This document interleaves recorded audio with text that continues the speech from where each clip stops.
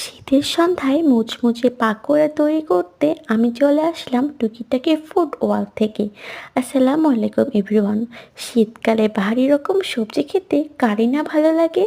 তো কথা না বাড়িয়ে চলুন মূল উপাদানে।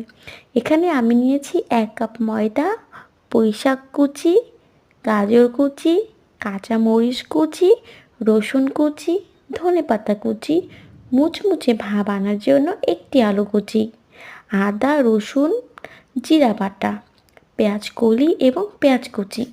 পাকোড়া তৈরি করতে আমার লাগবে ডাল। ডালটা আমি কিছুক্ষণ ভিজিয়ে রেখেছিলাম, এই ধরুন 30 মিনিট। তো ডালটা আমি চাইলে ব্লেন্ড করতে পারতাম, কিন্তু ব্লেন্ড করলে বেশি মিহি হয়ে যাবে। আমার পাকোড়া তৈরি করতে লাগবে আধা ভাঙ্গা ডাল, যার কারণে আমি এখানে পিষে নিয়েছি। তো ডালটা সুন্দরভাবে পিষে এর মধ্যে আমি একে একে সকল উপাদানগুলো দিয়ে দিলাম।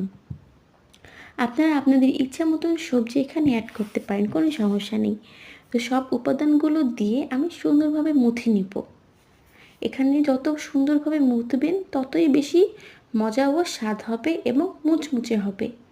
এরপর আমি দিয়ে দিলাম স্বাদ মতন লবণ, হলুদের গুঁড়া, মরিচের গুঁড়া, রাঁধুনি জিরা গুঁড়া এবং গরম মশলা গুঁড়া দিয়ে সুন্দরভাবে আবারও মুথে নিলাম। মুথে নিয়ে আমি এর মধ্যে আটা দিয়ে দিলাম, ওপস সরি, ময়দা। ময়দাটা দিয়ে আমি আবার ভালো মতন মুথে নিলাম। তারপর আমি এর মধ্যে একটুকু লেবুর রস দিয়ে দিলাম।